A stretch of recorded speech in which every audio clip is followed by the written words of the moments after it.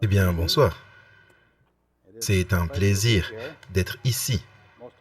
La plupart de mon ministère est sur la côte ouest et je n'ai jamais voulu aller à la côte est. Il y a quelques années, le Seigneur a mis en ma femme et en nous deux le désir d'aller à l'est. Et ensuite, le Seigneur nous a donné un appel pour aller en Nouvelle-Angleterre. Donc, nous sommes dans le Connecticut, New Haven, Connecticut, depuis 5 ans et demi et je suis reconnaissant pour l'Église là-bas, les dirigeants, parce qu'ils me soutiennent quand je vais dans d'autres églises par la prière et également ils poursuivent le travail de l'église quand je ne suis pas là. Et j'aime vraiment cela en tant que pasteur. J'apporte les salutations de la Nouvelle-Angleterre. Je suis dans la conférence sud et il y a 2 fédérations là-bas, une au nord, une au sud, et moi donc je suis dans le sud de la Nouvelle-Angleterre. Pour vous donner une idée, je ne savais pas où se trouvait le Connecticut en tant que gars de l'Ouest, un petit état dans l'Est quelque part, mais c'est là où se trouve l'université de Yale, c'est à New Haven, dans le Connecticut. Donc nous avons un certain nombre de personnes de notre église de Yale, et il y a de bonnes personnes là-bas. Vous pensez que la Nouvelle-Angleterre, c'est ultra-conservateur? Alors, c'est aussi conservateur qu'on pourrait le penser, mais il y a de bonnes personnes. Et partout où je vais, je trouve que c'est magnifique d'être adventiste. Vous descendez d'un avion n'importe où, vous rencontrez des adventistes du 7e jour et nous sommes en famille. Et c'est un bon sentiment. Partout où vous allez, vous vous sentez toujours accueilli à la maison. J'ai certainement senti cela ici et c'était formidable de faire la connaissance de votre pasteur. Je tiens à remercier votre pasteur et votre église ici pour m'avoir invité. Nous vivons dans une époque très très sérieuse. Je suis devenu adventiste du 7e jour en 1966. Ça fait presque, en mai, ça va faire 40 ans.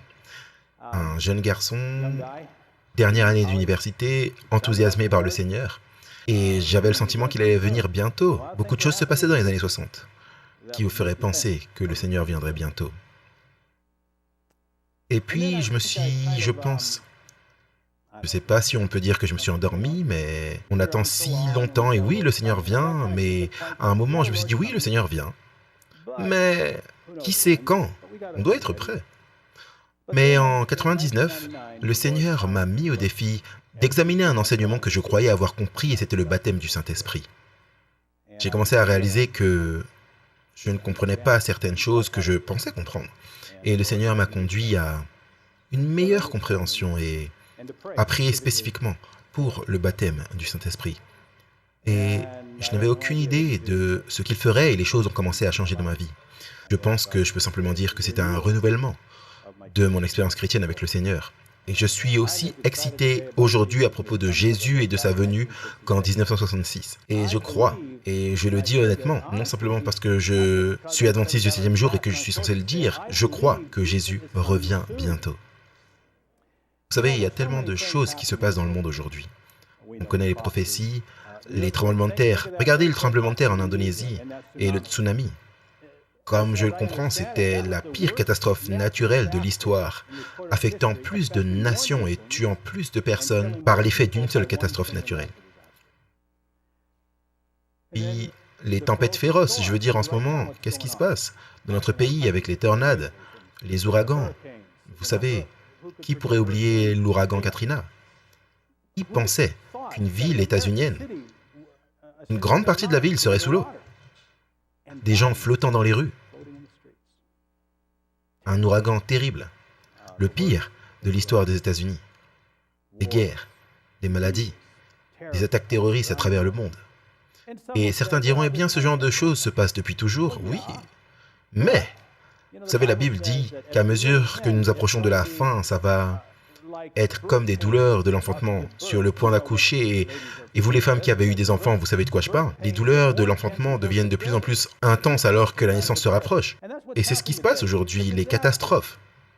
Tous ces signes de la venue de Christ sont beaucoup plus intenses et se rapprochent les uns des autres. Et je pense que chaque chrétien qui sait ce que la parole de Dieu enseigne est certainement conscient de ce qui se produit et que c'est un signe, sans aucun doute à ce sujet, du second retour de Jésus. Je trouve cette déclaration d'Ellen White où elle dit « Croyez-vous que le Seigneur vient et que les dernières crises sont sur le point d'éclater sur le monde ?» Et alors j'ai remarqué cette phrase fascinante. Il y aura bientôt un soudain changement dans la façon dont Dieu traite les choses. Le monde, dans sa perversité, est visité par des inondations, des tempêtes, des incendies, des tremblements de terre, des famines, des guerres, des effusions de sang. Qui est préparé pour le changement soudain qui aura lieu dans la façon dont Dieu traite l'homme pécheur? Je pense que nous voyons cela se produire aujourd'hui. Il y a un changement qui se produit dans notre monde, la façon dont Dieu traite l'humanité. Et tout cela nous dit que la fin est proche. En ce moment, je suis convaincu que Dieu appelle à l'existence la dernière génération qui vivra quand Jésus viendra. Et il y a une préparation pour cela. Si Jésus devait venir maintenant, nous ne sommes pas prêts. Il y a une préparation qui doit avoir lieu dans notre cœur. Je vais en parler ce week-end. Mais il appelle cette dernière génération à l'existence afin de la faire traverser les crises finales. Il y a une crise qui vient sur cette terre. Vous savez, nous avons entendu parler du temps de trouble, le petit temps de trouble, le grand temps de trouble, tout ce qui va se passer et des temps difficiles à venir. Et à moins que nous ne soyons remplis de l'Esprit de Dieu et habilités par notre Seigneur et Sauveur Jésus-Christ, nous ne serons pas en mesure de traverser tout cela.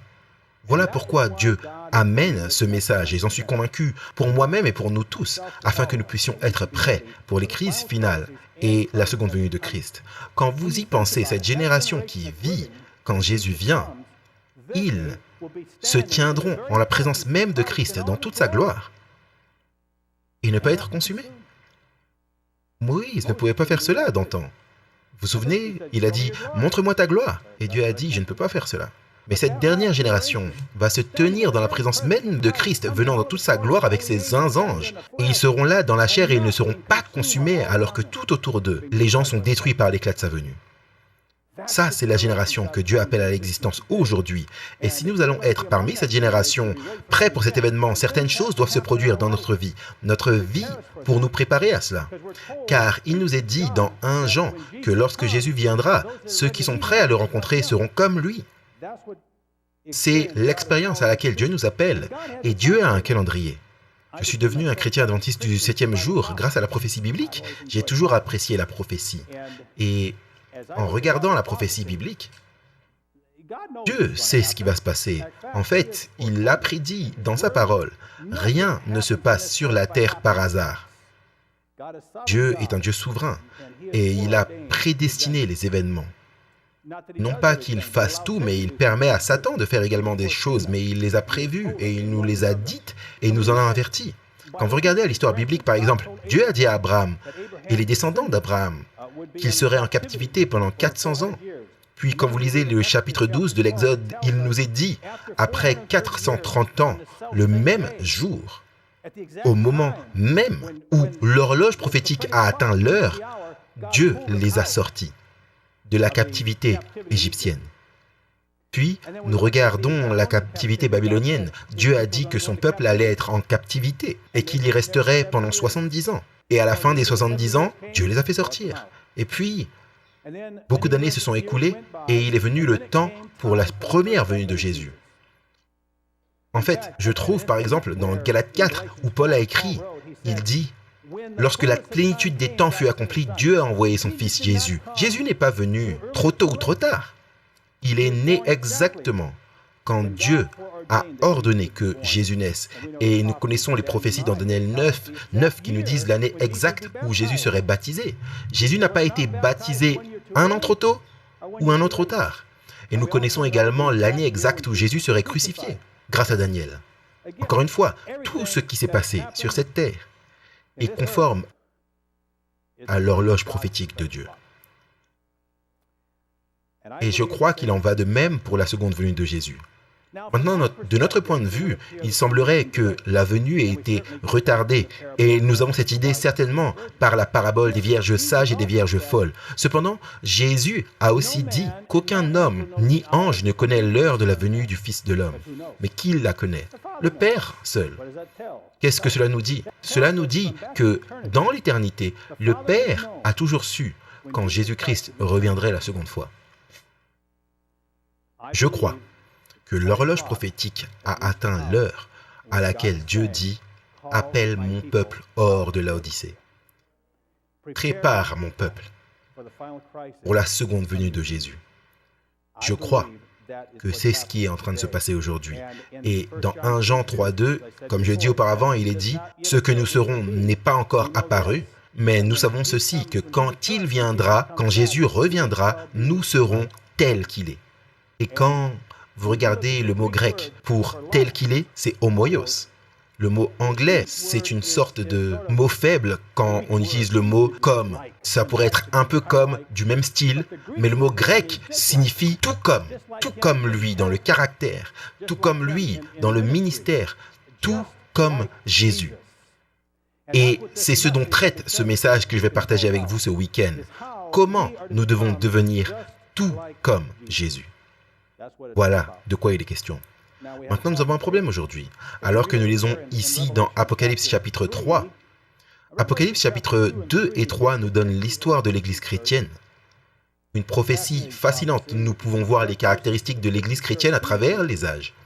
Et dans Apocalypse chapitre 3, nous lisons à propos de la dernière Église chrétienne sur cette terre, à la fin des temps. Elle est appelée l'Église de Laodicée. Et au verset 15 du verset 3 d'Apocalypse, Dieu dit « Je connais tes œuvres, je sais que tu n'es ni froid ni bouillant. Puisses-tu être froid ou bouillant? Ainsi, parce que tu es tiède et que tu n'es ni froid ni bouillant, je te vomirai de ma bouche. » Maintenant, ce qu'il dit ici, Laodicée était connue pour l'hydrothérapie. Maintenant, en hydrothérapie, qu'est-ce qui est thérapeutique? Le chaud est thérapeutique. Le froid est thérapeutique. Le tiède, c'est confortable. Mais ce n'est pas aussi thérapeutique que le chaud ou le froid.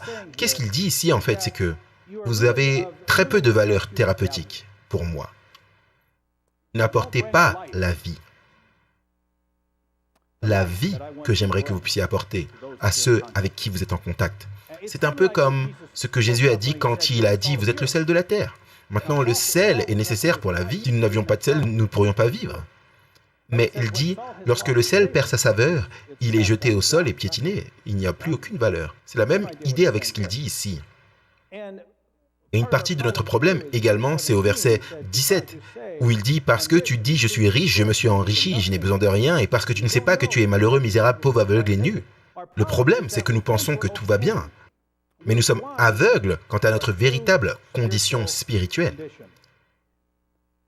C'est triste, mais je crois que c'est la vérité. L'Église chrétienne, et j'inclurai également l'Église adventiste, n'est pas vraiment une Église remplie de l'Esprit. Maintenant, cela ne signifie pas que Dieu ne nous utilise pas, il nous utilise. Il ne laissera jamais mourir son peuple, en fait, parce qu'il nous a donné un message que personne d'autre n'a reçu. Nous avons le message des 3 anges à donner au monde. Je regarde en quelque sorte ceux d'entre nous qui sont devenus adventistes du 7e jour pendant cette période. C'est un peu des survivants, parce que Laodicée est un endroit dangereux pour les nouveaux chrétiens. Mais Dieu nous voit, et certains d'entre nous y survivent. Et nous proclamons le message qu'il nous a donné à donner, et Dieu bénit. Je ne serais pas adventiste du 7e jour si ce n'était pas pour ce peuple qui m'a donné ce message et le Saint-Esprit qui m'a convaincu. Donc ça ne veut pas dire que Dieu ne nous utilise pas. Mais le jour vient où nous allons voir une puissance de Dieu agir à travers notre dénomination et appelant les chrétiens du monde entier au message que Dieu nous a donné. Mais nous n'en sommes pas encore là, et les statistiques montrent cela. C'est intéressant, ils font des sondages qui sont de plus en plus populaires au cours des dernières années. Ils enquêtent sur les chrétiens et demandent à quoi ressemble votre vie de prière, à quoi ressemble votre vie d'étude. Et les statistiques montrent, et ça inclut les adventistes, que les chrétiens prennent très peu de temps dans l'étude personnelle et la prière. Et la majorité des chrétiens se rendent une fois par semaine à un service d'adoration. C'est à peu près tout. Et une réunion de prière, soit elle est inexistante, soit très très peu fréquentée. C'est juste dans toutes les églises chrétiennes. Cela décrit-il une église remplie du Saint-Esprit? Je ne le pense pas. Et c'est pourquoi certains changements doivent avoir lieu. Il a été dit que le Saint-Esprit, lorsqu'il sera retiré du monde, la majorité de l'œuvre du Seigneur continuerait comme d'habitude. Et la majorité des chrétiens ne sauraient même pas que le Saint-Esprit a été retiré. Vous voyez, nous sommes devenus très bons pour faire avancer l'œuvre du Seigneur, par notre propre force, par nos propres moyens. Eh bien, Le temps vient où tout ce que nous faisons sera sous la puissance et la direction du Saint-Esprit. Et c'est comme ça que c'était dans la vie de Jésus et c'est comme ça que c'était dans l'Église primitive. Donc nous avons besoin avant tout d'un réveil. Et Ellen White nous dit cela d'ailleurs. Dans le volume 1 des messages choisis, un 121, un réveil de la vraie piété parmi nous est notre plus grand et plus urgent besoin. Rechercher cela devrait être de la plus haute importance. C'est ce que le Saint-Esprit fera. Alors que nous recevons l'effusion du Saint-Esprit, Dieu commencera à nous faire revivre. Vous savez, lorsque j'étais à l'hôpital, vous entendez quelqu'un dire « Patient ainsi de suite, dans telle pièce a besoin d'électrochoc ». Ça signifie qu'il a des problèmes. Il est sur le point de mourir.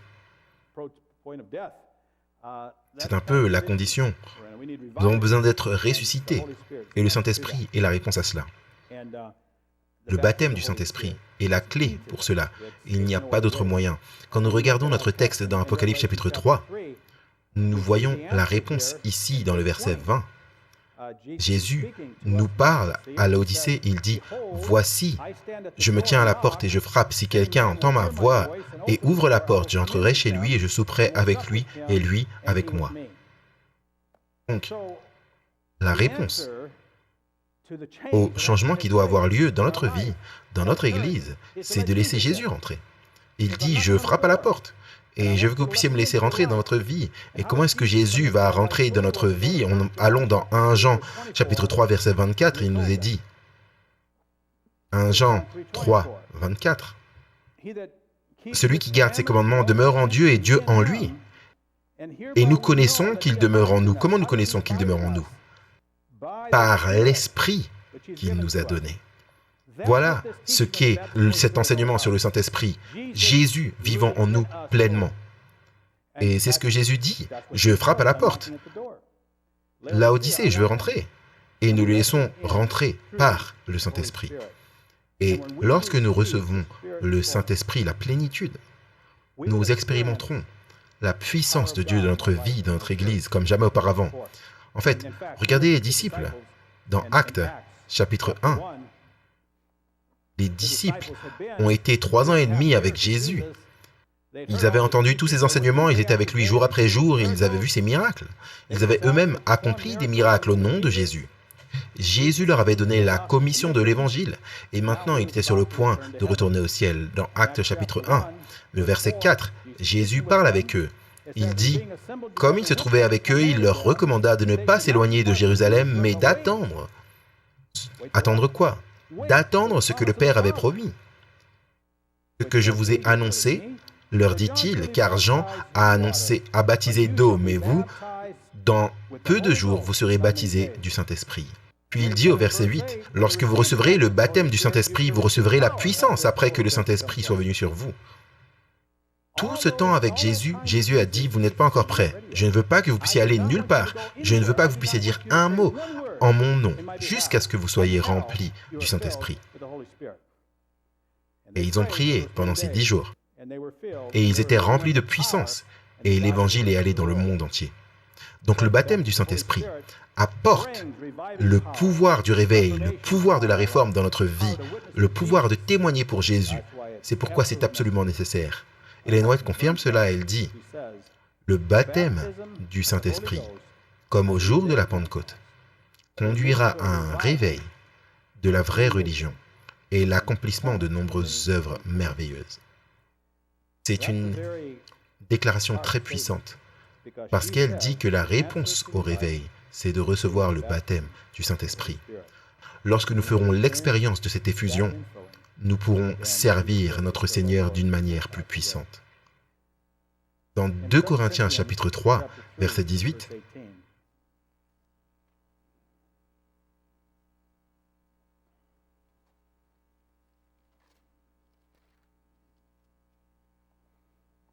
2 Corinthiens 3, 18 » Nous tous, qui le visage découvert, contemplons, comme dans un miroir, la gloire du Seigneur, nous sommes transformés en la même image, de gloire en gloire, comme par le Seigneur l'Esprit. Vous voyez, c'est à travers l'effusion, le baptême du Saint-Esprit, que nous devenons comme Jésus, dans le caractère. Et le baptême du Saint-Esprit est absolument essentiel pour que nous puissions croître dans la plénitude du caractère de Jésus. Parce qu'il y a deux effusions du Saint-Esprit. Regardez, la première est appelée la première pluie et l'autre est appelée la pluie de l'arrière-saison. La première pluie du Saint-Esprit est le baptême du Saint-Esprit. La première pluie a commencé au jour de la Pentecôte et elle est disponible pour nous depuis lors. Et nous devons croître dans la plénitude de Jésus sous la première pluie, parce que si nous n'avons pas cette expérience, lorsque la pluie de la saison tombera, cela ne nous fera aucun bien. Vous savez, ça vient de l'analogie au Moyen-Orient des cultures qui poussent. Ils plantaient les graines et ensuite la pluie venait et la première pluie permettait aux grains de germer et de croître jusqu'à un certain niveau de maturité. Puis la pluie de la saison venait plus tard et cette dernière pluie leur apportait la pleine maturité, prêt pour la récolte. Donc c'est l'analogie de la première pluie et de la pluie de la saison du Saint-Esprit. Vous voyez, si la plante ne croît pas et n'atteint pas un certain niveau de maturité sous la première pluie, lorsque la pluie de l'arrière-saison viendra, ça ne lui fera aucun bien. Elle va simplement mourir et pourrir dans le champ. La même chose s'applique avec nous. Nous devons croître pleinement sous la première pluie, le baptême du Saint-Esprit, afin de bénéficier de la pluie de l'arrière-saison du Saint-Esprit, ce qui finira, si vous voulez, l'œuvre de Dieu dans notre vie, afin que nous puissions devenir comme Jésus. Alors cet appel que Dieu nous donne et qui parcourt le monde, d'expérimenter le baptême du Saint-Esprit, il nous dit plusieurs choses. Il nous dit tout d'abord qu'il est temps pour que la pluie de la saison tombe dans sa plénitude. Il nous dit également qu'il est temps pour la crise finale et qu'il est également temps pour la seconde venue de Christ. Parce que faire l'expérience du baptême de la première pluie du Saint-Esprit et le laisser faire son œuvre dans notre vie est nécessaire pour que nous soyons prêts pour ces autres événements. C'est pourquoi Dieu nous donne cet appel aujourd'hui. Nous devons devenir tellement comme Jésus que nos pensées sont les pensées de Jésus. Nos paroles sont les paroles de Jésus. Nos actions sont les actions de Jésus. Il y a une déclaration dans Jésus-Christ à la page 668 qui m'émerveille sur à quel point nous devons être comme Jésus. Elle dit ici, « Toute véritable obéissance vient du cœur. » C'est une question du cœur avec Jésus. Et si nous consentons, il s'identifiera tellement à nos pensées, à nos objectifs, qu'il mélangera tellement nos cœurs et nos esprits en conformité avec sa volonté, que lorsque nous allons lui obéir, nous ne ferons qu'exécuter nos propres impulsions. Imaginez ça. Nous devons croître à un point où nous allons tellement être comme Jésus que cela deviendra naturel pour nous d'obéir à Dieu. C'est ce qu'elle dit ici. Que lorsque nous lui obéirons, nous ne ferons qu'exécuter nos propres impulsions.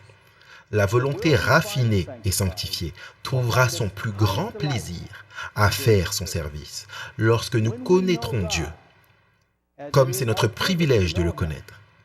Notre vie sera une vie d'obéissance continue.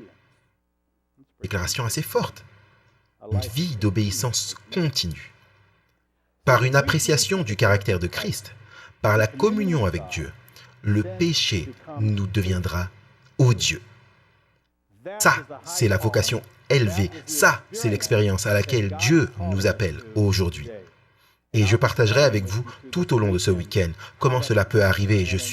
Et vous savez, quand j'ai lu cette déclaration, ça pourrait être décourageant pour moi, pour vous. On peut dire, waouh, je ne suis pas encore là. Mais j'aimerais que vous puissiez réaliser que c'est un processus. Cela ne se produit pas en un instant. C'est un processus. Et je vais décrire ce processus ce week-end. Mais ce que Dieu veut que nous puissions faire, c'est qu'il veut que nous puissions réaliser où est-ce qu'il veut nous emmener. Comme si vous planifiez un voyage, vous devez connaître la destination, sans quoi vous n'y arriverez jamais. C'est comme ça que c'est avec nous. Dieu veut que nous puissions réaliser la destination. Et la destination, c'est de devenir tout comme Jésus. Et une fois que nous réalisons la destination, le genre d'homme et de femme que nous devons devenir en Jésus, il nous montrera maintenant, voilà comment ça va arriver. Et c'est ce que je vais partager avec vous. Et c'est un processus.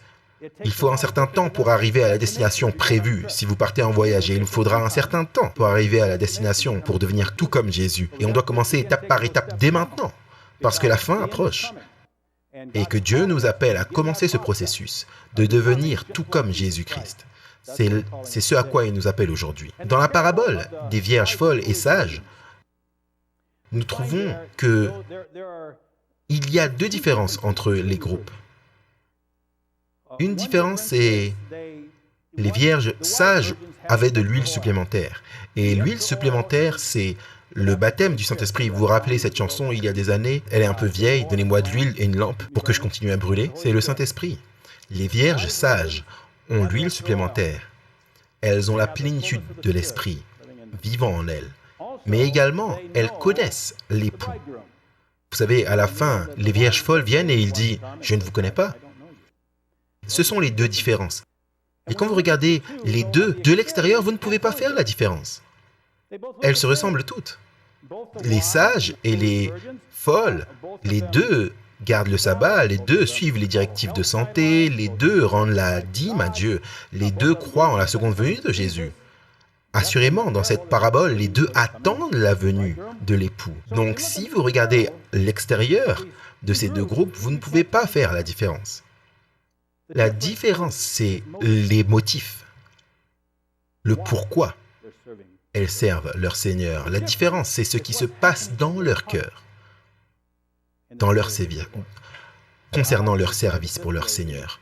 J'aime le décrire de cette façon. Les vierges sages obéissent à Dieu du cœur, de l'intérieur. Les vierges folles, d'autre part, font ce que j'appelle l'obéissance extérieure. Elles obéissent à Dieu parce que la loi a dit obéir. Laissez-moi l'illustrer de cette façon.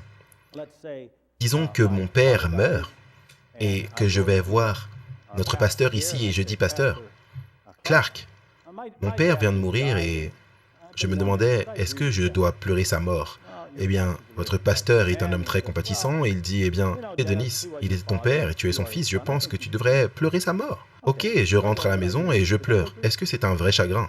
Non. Pourquoi est-ce que je pleure? Je pleure parce que je suis censé pleurer. C'est ce que j'appelle externe. Si c'est un vrai chagrin, je ne peux même pas m'en empêcher. Les larmes coulent. Ça, c'est interne. C'est ça la différence entre les vierges sages et folles. Les vierges sages obéissent à Dieu parce que le Saint-Esprit vit en elles. Jésus est à l'intérieur d'elles. Et elles ont l'esprit de Jésus, les désirs de Jésus, et cela coule d'elles. Là où les vierges folles, d'un autre côté, elles savent qu'elles sont censées faire ceci et ne pas faire cela, et donc elles le font à nouveau parce que la loi le dit. C'est vraiment légaliste pour les vierges folles. Et les vierges folles prennent des notes. Elles ont un registre de leur obéissance, et elles ont un registre de votre obéissance. Et elles vous le feront savoir si vous ne faites pas tout comme elles pensent que vous le devriez. Et peut-être que je peux l'illustrer d'une autre façon. Comment est-ce que je sais si j'ai un cœur obéissant? Eh bien, disons que vous regardez une émission à la télévision. Et c'est une très bonne histoire. Vous l'appréciez vraiment. Mais dans cette histoire, disons qu'il y a un meurtre. Et il y a des activités immorales. Et il y a des mensonges là, ça et là. Mais c'est une très bonne histoire et vous appréciez vraiment l'histoire. Et vous dites, oh, peut-être que je ne devrais pas regarder ça parce que... Mais c'est un bon scénario, je peux ignorer les mauvaises choses et toujours profiter de l'histoire. En fait, peut-être que je devrais l'éteindre. Parfois vous l'éteignez, parfois vous le laissez allumer. Ça c'est externe. Vous voyez la raison pour laquelle vous et moi l'éteindrions, c'est parce que nous pensons, ah... La loi dit qu'on ne devrait pas tuer, la loi dit et je ne devrais pas regarder ça, donc je pense que je ferais mieux de ne pas le regarder. C'est externe. Si c'est une obéissance interne, la loi est écrite dans le cœur. Alors ce qui se passe, c'est que lorsque vous commencez à voir le péché manifesté devant vous, vous sentez une répulsion naturelle. Vous vous sentez horrifié, vous vous sentez mal à l'aise. Vous savez pourquoi? Parce que Jésus vit en vous. Et vous ressentez ce que Jésus ressent. Vous avez les sentiments, les attitudes, les goûts, les dégoûts de Jésus. Et donc quand vous voyez ça, vous ressentez une résistance à l'intérieur de vous. Vous avez encore le choix, vous pouvez l'éteindre ou le laisser allumer. Dieu n'enlève pas le libre arbitre. Mais il y aura une forte inclination, un fort désir dans notre cœur de vouloir faire la bonne chose. Et nous le faisons parce que c'est dans notre cœur. Ça, c'est ce que fait le baptême du Saint-Esprit. C'est écrire la loi dans notre cœur. C'est l'expérience des vierges sages. C'est la promesse de la nouvelle alliance. de mettre la loi dans notre cœur. Maintenant, nous sommes adventistes du 7e jour, nous élevons la loi de Dieu, et à juste titre. Mais il y a un danger, que nous puissions faire respecter la loi et penser que nous obéissons à la loi en disant les bonnes choses de manière acceptable devant Dieu, mais en réalité, nous le faisons simplement parce que la loi le dit, pas parce que la loi est écrite dans notre cœur. Et j'ai trouvé fascinant que, lorsque vous regardez la Bible, quand il s'agit de la loi des 10 commandements, elle était écrite, comment c'est dit dans l'Ancien Testament? Elle était écrite par le doigt de Dieu. Oui. Jésus, dans Matthieu et dans Luc, les histoires similaires qui sont enregistrées là à propos de Jésus chassant les démons. Et dans cette histoire, dans un évangile, Jésus dit qu'il a chassé les démons par le Saint-Esprit. Et dans l'histoire parallèle, dans l'autre évangile, Jésus dit qu'il a chassé les démons par le doigt de Dieu. Le doigt de Dieu est égal au Saint-Esprit. Donc la vérité sur cette question, c'est que les 10 commandements qui sont écrits par le doigt de Dieu ont en fait été écrits par le Saint-Esprit. Et devinez quoi? Ce même Saint-Esprit veut écrire la loi dans vos cœurs et le mien également. C'est ce que dit Paul ici, encore une fois, dans 2 Corinthiens chapitre 3. Regardez le chapitre 3. Vous êtes manifestement une lettre de Christ, écrite par notre ministère, non avec de l'encre, mais avec l'Esprit du Dieu vivant. Non sur des tables de pierre, mais sur des tables de chair, sur les cœurs. C'est ce qui se passera dans notre vie si nous laissons le Saint-Esprit vivre pleinement en nous. Il commencera à écrire la loi de Dieu sur notre cœur et nous commencerons à obéir à Dieu de l'intérieur. Du cœur viendra le désir d'obéir à Dieu. Jésus est notre exemple en toutes choses. Et nous trouvons ici dans Luc chapitre 3 l'expérience de Jésus lors de son baptême. Luc chapitre 3, versets 21 et 22. Tout le peuple se faisait baptiser. Jésus aussi fut baptisé. Et pendant qu'il priait, donc lorsque Jésus fut baptisé dans l'eau, il nous est dit ici, par Luc, que Jésus priait également. Vous pourrez poser la question, pourquoi est-ce qu'il priait? Eh bien, la prochaine partie du verset va nous le dire. Le ciel s'ouvrit et le Saint-Esprit descendit sous une forme corporelle comme une colombe. Jésus priait pour être rempli du Saint-Esprit, pour être baptisé du Saint-Esprit. Et à la suite de sa prière, cette prière a été exaucée et le Père a déversé le Saint-Esprit sur lui. Et à ce moment-là, il a reçu le baptême du Saint-Esprit. Et soit dit en passant, je parlerai plus en détail de ce qu'est le baptême du Saint-Esprit dans le message prochain, demain matin, durant l'école du sabbat. Alors venez tôt. Et il a été rempli du Saint-Esprit à ce moment-là. Puis quand vous lisez au chapitre 4, le verset 1, le chapitre juste après, il est dit « Et Jésus, plein du Saint-Esprit, à partir de ce moment-là dans sa vie et dans son ministère, il était maintenant rempli du Saint-Esprit. » Il est dit que l'Esprit l'a conduit dans le désert, où il a passé 40 jours en jeûne et en prière. Puis, il a été confronté aux plus grandes tentations qu'il n'ait jamais rencontrées. Et il sortit victorieux. Il n'était pas prêt pour ces tentations jusqu'à ce qu'il soit rempli du Saint-Esprit. De même pour vous et moi. Nous ne sommes pas prêts pour les plus grandes tentations jusqu'à ce que nous aussi soyons remplis du Saint-Esprit. Ça, c'est la clé. Parce que le Saint-Esprit nous donne, nous habilite. Vaincre la tentation n'est pas une question de la volonté. Si vous avez essayé ça, vous l'avez appris. Ça vous permet d'avancer un peu, mais vous n'allez pas très loin. Vous voyez, la question, c'est que nous donnons notre volonté à Dieu et il nous donne la puissance. C'est comme ça que ça marche. Et Jésus a constamment cédé sa volonté, constamment au Père, et a reçu la puissance. Rappelez-vous, il a vécu comme nous vivons. Vous savez, parfois, nous pensons que Jésus était ce super être humain qui marchait sur la terre. Il était le Dieu homme, Mais il a mis de côté sa divinité. Il aurait pu l'appeler à n'importe quel moment, mais il n'a pas fait ça. Il a vécu comme nous vivons. Il a vaincu comme nous devons vaincre. Et il avait besoin d'être rempli du Saint-Esprit, comme nous avons besoin d'être remplis du Saint-Esprit. Et à cause de la puissance intérieure en lui, il a pu être victorieux sur chaque tentation qui se présentait devant lui. Et il en va de même pour nous. Nous devons aussi être remplis par l'effusion, être habilités à être victorieux. Et c'est un processus continu, soit dit en passant, que nous devenons de plus en plus forts dans le Seigneur. De moins en moins de moi et de plus en plus de Jésus. C'est le processus de remplissage de notre vie. Maintenant, nous savons que Dieu nous a donné un message à donner au monde. Et l'œuvre de Dieu sera un jour terminée. Mais elle ne sera pas terminée tant que nous ne serons pas remplis de l'Esprit et deviendrons des gens pleins du Saint-Esprit. Ellen White fait une déclaration fascinante, elle dit, dans le volume 6 des témoignages 370, « Le Seigneur n'œuvre pas maintenant pour amener beaucoup d'âmes à la vérité, à cause des membres d'Église qui n'ont jamais été convertis, ou ceux qui ont d'antan été convertis, mais qui sont retournés en arrière. Quelle influence ces membres non consacrés auraient sur les nouveaux convertis? C'est si triste, mais vrai. Nous ne voyons pas la plus grande explosion d'évangélisation qui aura lieu un jour. Et c'est pourquoi, encore une fois, Dieu nous appelle à cette expérience, être rempli du Saint-Esprit, être rempli de sa puissance. Parce que quand cela arrivera, cela aura un impact dramatique sur l'Église. L'Église deviendra vraiment le corps vivant de Jésus. Et le ministère que Jésus fera à travers l'Église sera incroyable.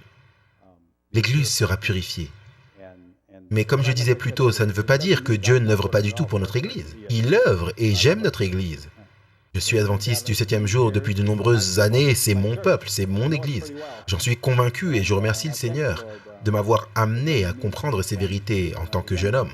Et donc il œuvre à travers nous. Mais un jour viendra où nous allons voir une plus grande puissance. Et Dieu qui œuvrera à travers nous. Et je vais vous dire quelque chose, Satan est rempli de peur à cause de ce message. Il le déteste. Et la raison pour laquelle il le déteste, c'est parce qu'il sait, au-delà de toute question, que si nous comprenons et expérimentons le baptême du Saint-Esprit et commençons à comprendre comment nous devons devenir comme Jésus dans notre vie, cela brisera son pouvoir dans notre vie. Et cela brisera son pouvoir dans cette Église et cela mettra une fin à son œuvre sur cette terre. Il sait cela. Donc il va faire tout ce qu'il peut pour vous empêcher, vous et moi, de comprendre cela. Et il va essayer de se mettre en travers, mais il ne réussira pas, je vous le garantis, parce que Dieu y veillera. Il y aura un peuple préparé et prêt. Ellen White commente là-dessus, elle dit « Il n'y a rien que Satan craint tant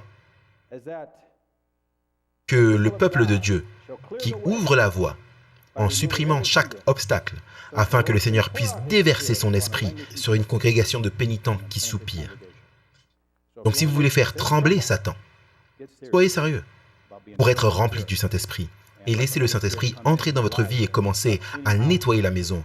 Et la puissance de Dieu se manifestera à travers nous de plus en plus. Il y a un autre aspect de l'expérience du réveil et il est étroitement lié au Saint-Esprit. Nous trouvons cela dans 2 Chroniques chapitre 7, le verset 14. Un texte que j'ai mémorisé, 2 Chroniques 7, 14. Si mon peuple, le peuple de Dieu, sur qui est invoqué mon nom, sur qui est invoqué son nom, prie et cherche ma face, et s'il se détourne de ses mauvaises voies, je l'exaucerai des cieux, je lui pardonnerai son péché, et je guérirai son pays. Il y a une promesse de réveil et de réforme. Et afin que cela se produise, nous devons être disposés à dire « Oui, Seigneur, je m'humilie devant toi, je me donne à toi.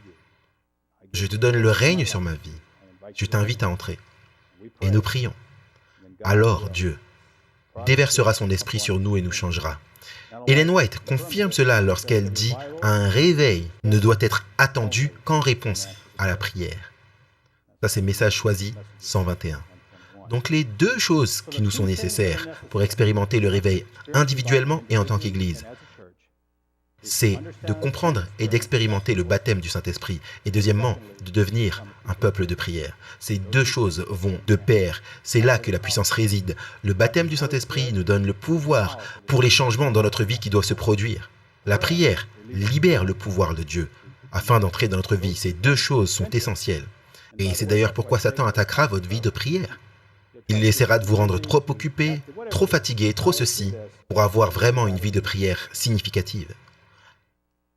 L'Église d'Actes se reproduira à nouveau.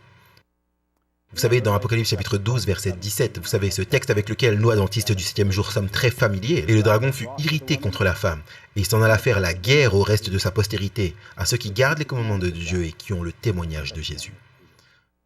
Le reste, nous nous considérons comme le reste. Si vous regardez le reste, si vous avez du tissu enroulé, si vous coupez un bout au début et un bout au reste à la fin, vous les assemblez, ils sont exactement les mêmes. L'Église de Dieu sera comme l'Église primitive. Nous verrons le livre d'Actes se reproduire. Ellen White a vu ce jour. Elle dit ceci, témoignage volume 9, page 126. Dans mes visions nocturnes, des représentations sont passées devant moi d'un grand mouvement de réforme parmi le peuple de Dieu. Beaucoup louaient Dieu. Les malades étaient guéris et d'autres miracles étaient accomplis. Un esprit d'intercession était manifesté, tout comme au jour de la Pentecôte.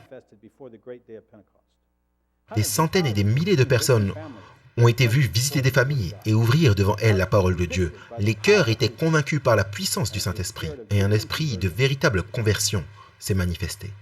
Ça, c'est l'expérience à laquelle Dieu nous appelle en tant qu'individus et en tant qu'Église.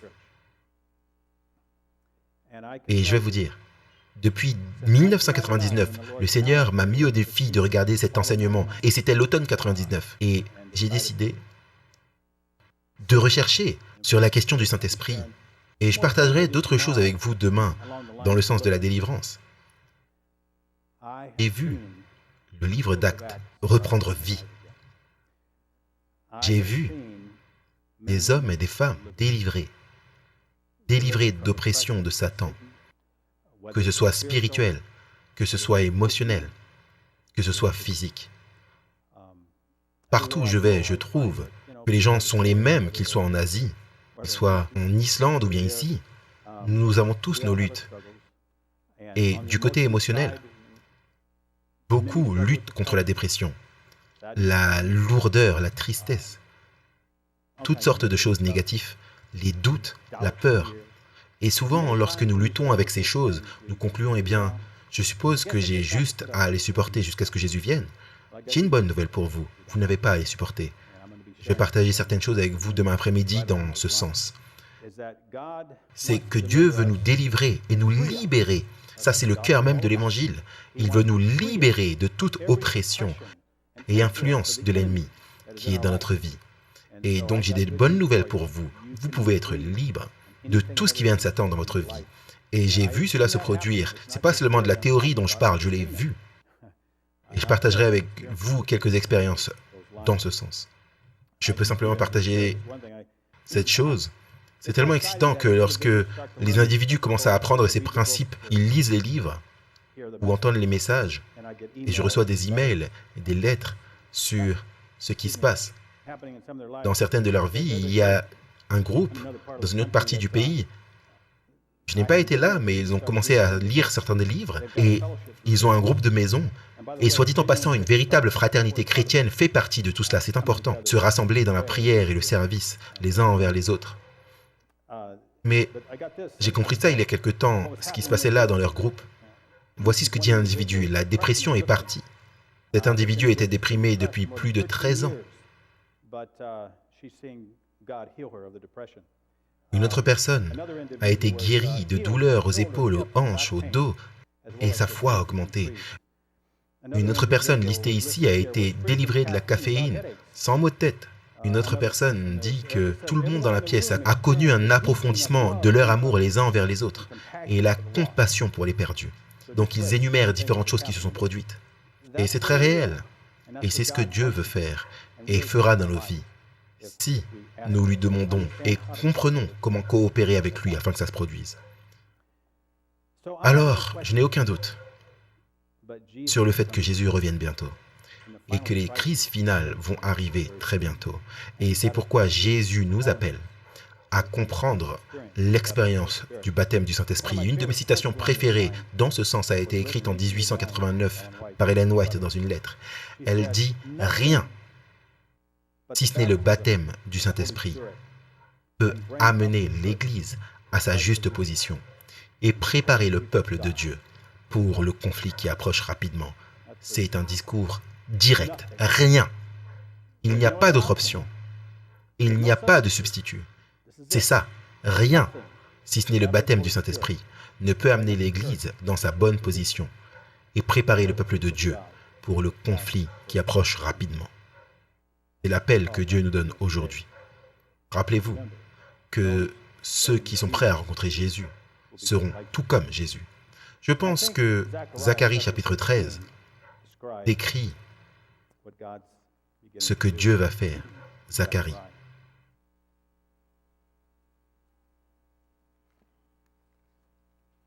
Chapitre 13,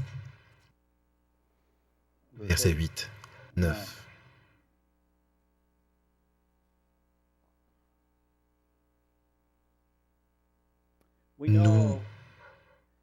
Nous savons qu'il va y avoir un scellement et un criblage, pas vrai? C'est ce dont il est question ici. Zacharie 13, 8 et 9. Dans tout le pays, dit l'Éternel, les 2 tiers seront exterminés, périront, et l'autre tiers restera. Je mettrai ce tiers dans le feu, et je le purifierai comme on purifie l'argent. Je l'éprouverai comme on éprouve l'or. Il invoquera mon nom et je l'exaucerai. Je dirai, c'est mon peuple. Et il dira, l'Éternel est mon Dieu.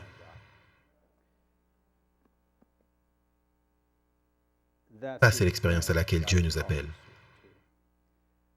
Ce ne sera pas facile, car il est dit ici, il va nous faire traverser le feu. Ce sera un processus de raffinage, tout comme l'argent. Nous serons éprouvés comme l'or, mais à la fin, nous en ressortirons, reflétant le caractère de Jésus, devenant tout comme lui. C'est ce à quoi Dieu nous appelle. Donc mon défi pour vous ce soir, c'est: êtes-vous prêt à dire oui à cet appel? Êtes-vous prêt à dire oui, Seigneur? Je suis prêt à te donner ma vie. Je veux que tu entres, je veux que tu nettoies la maison. Je veux que tu apportes les changements nécessaires dans ma vie, afin que je puisse devenir tout comme Jésus et aller jusqu'au bout. Ce que je vais nous inviter à faire maintenant, c'est avoir ce qu'on appelle une prière unie. Nous avons lu ceci il y a quelques années, et c'est un moment de prière très important, et je trouve que c'est un moment de prière puissant. J'avais l'habitude de penser que la prière unie, c'est quand on se réunissait et tout le monde priait pour différentes choses, vous savez. Et j'ai découvert que ce n'est pas le cas. La prière unie, c'est lorsqu'on se rassemble et qu'on prie tous pour la même chose. Et on trouve cela dans Actes chapitre 1, 14, quand ils priaient avant le jour de la Pentecôte, où il est dit qu'ils étaient unis ensemble dans la prière. Ils priaient tous, revendiquant la promesse que Jésus avait donnée. Et donc je vais vous demander, nous allons prendre un temps de prière ici, et je vais vous demander de vous mettre en groupe de 2 ou 3, pas plus de 3, groupe de 2 ou 3. Et je vais vous demander de prier unis ensemble. On va tous prier unis pour 3 choses. L'une, c'est pour un cœur qui obéit à Dieu. Vous voyez dans Ézéchiel chapitre 36, Dieu dit que je vous donnerai un nouveau cœur. Il dit que je mettrai mon esprit en vous et je vous ferai marcher dans mes statuts et mes commandements. Alors, ce qu'il dit ici, c'est que Dieu sait que nos cœurs sont pécheurs à cause de ce que nous sommes en Adam. Mais Dieu a tout préparé pour que nous soyons changés et il dit, je vous donnerai ce nouveau cœur. Je vous donnerai le désir de m'obéir. Dieu, donne-moi le désir d'obéir. Donne-moi ce nouveau cœur, ce désir de t'obéir en toutes choses. Ça, c'est numéro 1. Numéro 2, je vais nous inviter à prier ensemble pour l'effusion du Saint-Esprit. Seigneur, remplis-moi de ton esprit. baptise-moi avec ton Saint-Esprit. Et dans cette prière, priez pour vous-même et pour celui avec qui vous priez. Priez pour eux également, afin qu'ils reçoivent un cœur nouveau, un désir d'obéir à Dieu et le baptême du Saint-Esprit. Et la troisième chose pour laquelle j'aimerais que vous puissiez prier, c'est l'effusion du Saint-Esprit pendant ce week-end. Priez simplement Dieu et demandez-lui, déverse ton Saint-Esprit sur ce week-end. Maintenant, quand vous avez fini de prier, et au fait, j'aimerais que vous puissiez prier à haute voix, parce que j'ai besoin de vous entendre. Parce que lorsque vous avez fini de prier, je vais terminer par la prière. Et je ne veux pas interrompre quiconque qui prie. Si je vous entends, je saurai quand vous priez. Et quand tout le monde se taira, je saurai que tout le monde a fini de prier. Et bien sûr, cela évite le fait que lorsque vous avez fini de prier, vous vous mettez à parler. J'ai été coupable de cela, même lors des réunions de pasteurs. Vous savez, les pasteurs sont divisés, ils prient, et lorsqu'on a fini de prier, on commence à parler. J'ai découvert que ce n'est pas une bonne chose. Parce que quand on commence à parler à un tel moment de prière, cela brise l'esprit de prière. Et ce qu'il nous faut faire, c'est lorsque nous avons fini de prier avec notre groupe, on reste silencieux et on continue de prier de manière silencieuse. On fait monter au Seigneur ces choses pour lesquelles on priait. Et alors, lorsqu'on a fini de prier, je terminerai par la prière. Donc, est-ce que vous avez compris l'idée? Groupe de 2 ou 3, priez pour 3 choses seulement. Un cœur qui obéisse à Dieu, le baptême du Saint-Esprit et Dieu qui déverse son Saint-Esprit. Ne priez pour rien d'autre. Oui, il y a des bonnes choses pour lesquelles on devrait prier, mais priez seulement pour ces 3 choses. Priez de manière assez forte afin que je puisse vous entendre. Et lorsque vous aurez fini de prier, alors, restez silencieux dans la prière et je terminerai. Ok? Bien. Alors, prenons un temps de prière. Vous pouvez rester assis ou vous pouvez vous agenouiller. Soyez confortable pour ce temps de prière.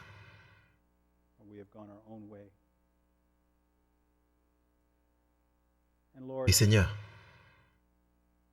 à quel point nous sommes enclins à nous détourner de toi.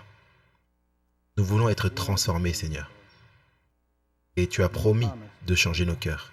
Tu as promis de nous donner ce nouveau cœur. Et Seigneur, je prie que tu fasses cela. Nous te donnons la permission d'emménager dans notre vie, là, dans chaque pièce de notre vie.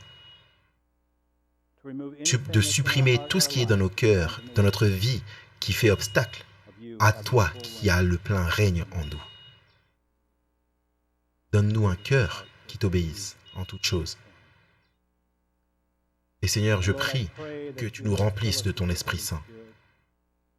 Tu nous as promis le baptême du Saint-Esprit. Et Seigneur, nous réclamons cette promesse. Et je prie, Père, que tu manifestes en chacun d'entre nous tous les fruits du Saint-Esprit, l'amour, la joie, la paix, la foi, chaque fruit. Père, nous voulons que Jésus brille à travers nous. Et je prie, Seigneur, qu'à travers l'effusion de ton Saint-Esprit, jour après jour, lorsque les autres nous voient, ils voient Jésus. Ils voient Jésus dans nos yeux. Ils entendent Jésus dans nos paroles. Nous voulons être tout comme Jésus. Seigneur, nous nous sommes réunis ce soir et tout au long de ce week-end pour rechercher ta présence. Et je prie que tu répandes ton Saint-Esprit tout au long de ce week-end. Tu sais ce dont nous avons besoin, Éternel. Et je prie que tu répondes à ce besoin. Je prie que tu répandes ton esprit d'une manière si puissante qu'aucun d'entre nous ne manquera la bénédiction que tu as pour nous. Et que lorsque nous partirons de ce week-end, nous saurons que nous avons eu une rencontre avec Jésus. Et que nous partirons d'ici des hommes et des femmes changés, plus engagés que jamais à être fidèles. Et aussi avec une compréhension plus claire de la haute vocation que tu nous as donnée, afin de devenir tout comme ton Fils. Et aussi, Père, avec une compréhension plus claire de la façon dont nous devons coopérer avec toi, pour permettre à ta puissance de régner dans notre vie, afin que tu puisses te déplacer dans chaque pièce de notre vie, jour après jour, en notant le moi et en mettant Christ sur le trône de notre vie. Je sais que c'est ta volonté, Père, et nous te le demandons et nous te donnons la permission d'entrer et de faire cette œuvre merveilleuse dans notre vie. Nous te remercions au nom saint de Jésus. Amen.